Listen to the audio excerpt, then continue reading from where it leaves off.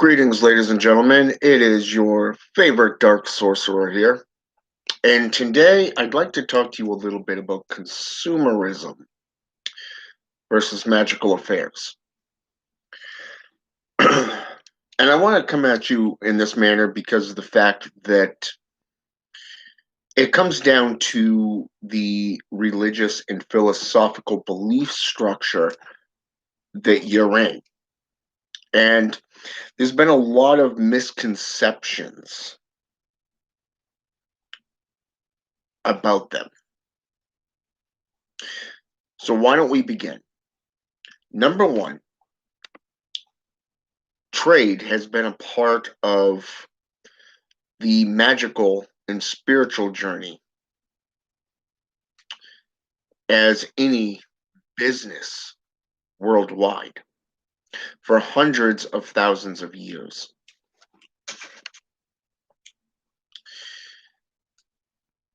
When we look at offering services for currency or some other devilish IOU, some people will sign a pact, a legally binding deal. Others who could not afford a practitioner would bring fish, would bring furs. They would bring something of value that the sorcerer or sorceress could utilize.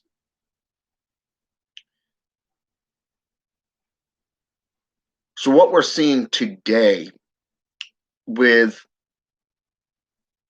today's occultists is nothing new. The only difference between then and today is most of these occultists, these so-called occultists, are only in it for popularity. They're in it for the scamming effect. And most importantly, they're in it to get rich. They're putting out books faster than any logical individual could actually get into a working relationship with a spirit. It takes 2 to 5 years, 2 to 5 years just to build up a working system, just to build up a working system with communing with spirits. It takes a decade of hard work, study, and practice to even understand your system. More so, if you're learning from another practitioner, you are the apprentice, which means you answer to your teacher. Okay? When we get into Wiccan and pagan traditions, a lot of times you're going to come across websites, jewelry, stones, journals, you name it is what they're selling, including herbs. The prices, however, a lot of times you're going to see them within reasonable prices. Reasonable prices. You know, a bloodstone, let's call it about an inch in diameter for $6. All total with taxes, roughly about $7 to $8. That's not bad. You can go through azurgreen.net and get a quartz crystal that size for roughly about $5 to $6. But then you're going to have to pay shipping and handling on top of that. Okay, so you see where the magical community, the services that are put forth, and communalism go hand in hand here. Okay. Now, personally, when you get into these more popularized groups, they'll charge hundreds, if not thousands of dollars just for one magical service. Just for one magical service.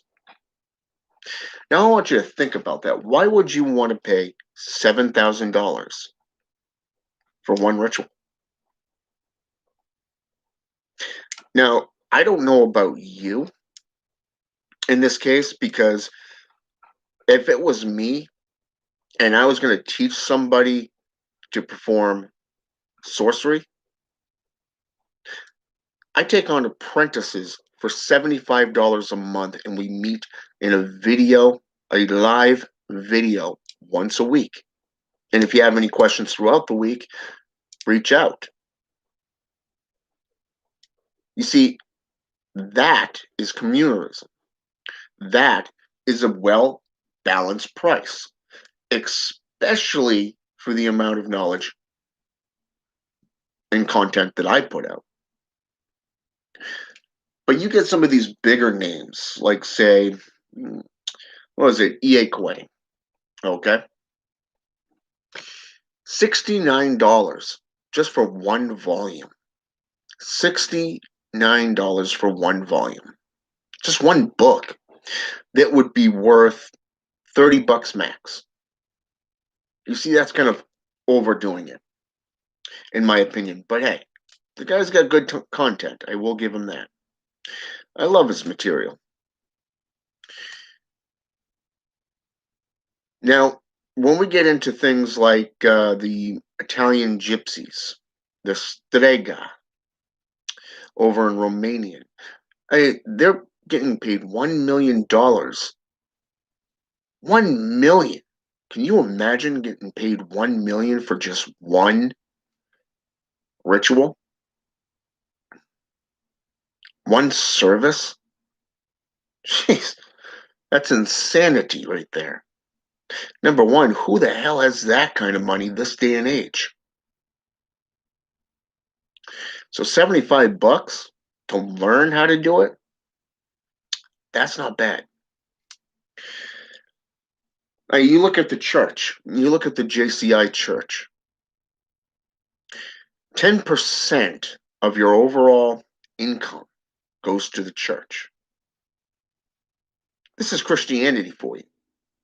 Now, why does the Bible tell you to give 30% or 10% of your overall income? Well, let's break this down. Number one, you have things like the van ministry. Okay. This is to keep the van on the road so they can go pick up parishioners. Okay. Number two, you have the youth organizations, their little events that they do and put on. Like the Sunday school, for an example. Prime example. Well, you got to have material for that. So guess what? That part of that 10% goes to that. Not just to the staff of that church. Okay. And when you get up to the overall head of that church, the minister, the pastor, guess whose job it is to distribute that financial wealth? If you've got 200-300 parishioners within your church, do the math. The average person is bringing what, about 500 per week home? Going, if we're doing math, like, say, let's say $12 an hour. Okay, working part-time, that's roughly about $250, $300 a week. Okay, now imagine full-time at $12 an hour, $14 an hour, $16 an hour, $20 an hour. Okay, times 40. A lot of people are working anywhere between 40 to 75 hours a week. Okay? Now you imagine that paycheck. Now take 10% off that paycheck. You're looking right off the bat at a couple hundred right there. A couple hundred per service. Per service. Per person.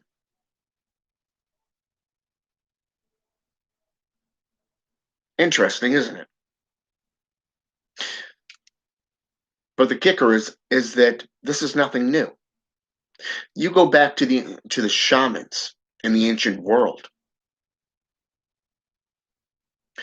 and you're going to be seeing them trading their services for fish and money, currency, clothes, furs. There are other means to do this. It's why they call it trade. Okay. And it's ironic to see the world today and how they do that. A lot of which is derived from the Hollywood produced propaganda. That's right, TV shows and movies. Sign your soul away for riches and fame. See, this is why I don't do business with the third world country. Certain third world countries, like, say, Malawi or Ethiopia, Ghana, even. Because these individuals, they're not interested in actually learning because they've been screwed over so much they can't even tell lies from truth. And I want you to understand this. Right here, I'm not saying they're not intellectual people, because they are. We're all intellectual in our own way. But here it is. When you come to somebody who is a satanic clergy and you ask, how can I join to be part of the Illuminati for riches and fame? And you clearly point out to them, wrong organization. If you want to join the Illuminati, why are you coming to a Satanist? They're two different organizations. Then they will spin it around and they will come back at you and go, hey, how can I join Satan and sell my soul to become part of the Illuminati and become rich and famous? You see, it's those blinders, those straightforward ignorance. This is why I don't deal with these types. I take one look at your profile and it's like, nope, not going to answer, not going to reply. You're just going to sit there because my time is valuable to me, just like it is to E.A. Coetting, Frank White, Orly Stewart, Asenath Mason, Curtis Joseph, Joseph Nunn, or any other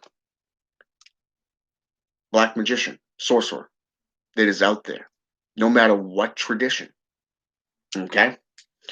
We choose who we're going to be able to help because we have a better sense of it. But this is there. This is there. You're going to have your cons and you're going to have your true followers, your true inquirers. You see, that is why communalism is put into play. And this is why. Number one, when the deed is done, severs all ties. There is no sense of gratification. There is no sense of being indebted to that individual. It would be like if you were hired to put in how should I say this? Let's say, for example, you were hired to put in a hardwood floor, to remodel to remodel a kitchen, a dining room, a living room, a bedroom. Once that job is complete, you get paid and you go on to another client. That client that you helped out doesn't feel that indebted to you. Why? Because you did a job for them. They are not the client. You are the client because you are selling yourself to them. Okay? But a lot of people don't view that. From a business perspective, if you are running a corporation and you reach out, you put all these ads in the paper and on the news, on billboards, guess what? You're selling yourself. But to them, they're looking for customers, they're looking for clients. Here, we look at this. The client comes in and they say, yeah, I want to hire you to do this. Well, that flips it back onto you. But to them, everybody sees each other as a client. They don't sit there and look at it as a trade off because that's called trade. It is communalism. And it's not just in the world, it's also in the magical community. Do you know how many Bokors sell their services? Do you know how many sorcerers and sorceresses are out there that sell their services? And you could always tell who is true and who is not because you got these, some of the people will just go, hop, skip, and jump around trying to find the best deal. This isn't coupon shopping. It's simply knowing what you want, where you're going with it, and not giving two shits about how you get it. All money is good. Furs, fish. But you got these individuals, like I said, that don't know the difference between fact and fiction. I have a friend who works with the Necronomicon system. He was very good at it. And he ended up buying people's souls, literally, not just buying them through a contract for a certain amount of time, so that these individuals would be able to get what they need. He got what he needed.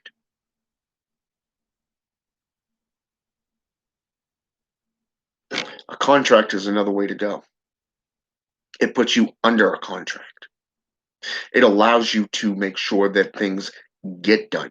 This is why when you do a transaction, you get a receipt of some kind that shows a one-time fee, a one-time service. So that if your plan or your magical service does not come around, it does not happen, it does not transpire, you can go back to that individual and say, hey, I'd like to have a refund. Personally, 24 to 48 hours is a good time limit to keep it into, say, your PayPal account or your business account before moving it into a more secluded and private account. Okay? So anytime you look at any kind of affair, I want you to keep in mind two things. One, you have showboaters. They're only in it for the profit. And then you have those who truly know what they're doing. I can tell you that I have a client, spent 15 years, and I'm just throwing that number out there. Okay? I'm not going to tell you the overall aspects.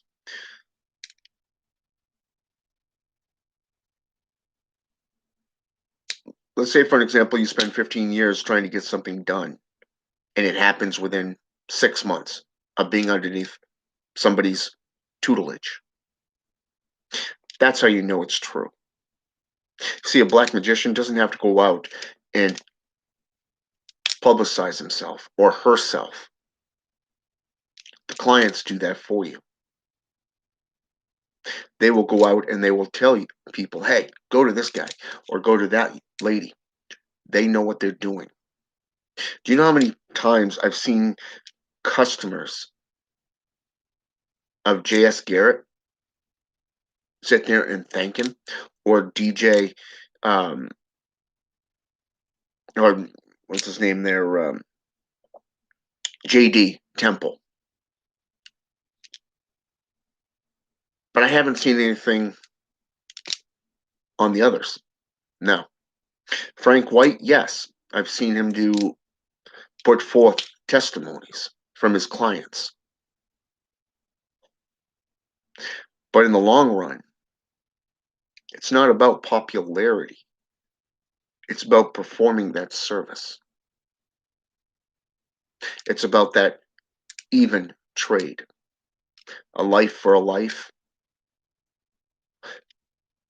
money for a service. Plain and simple. Do not allow yourself to be deluded into thinking it's something more. It's up to you.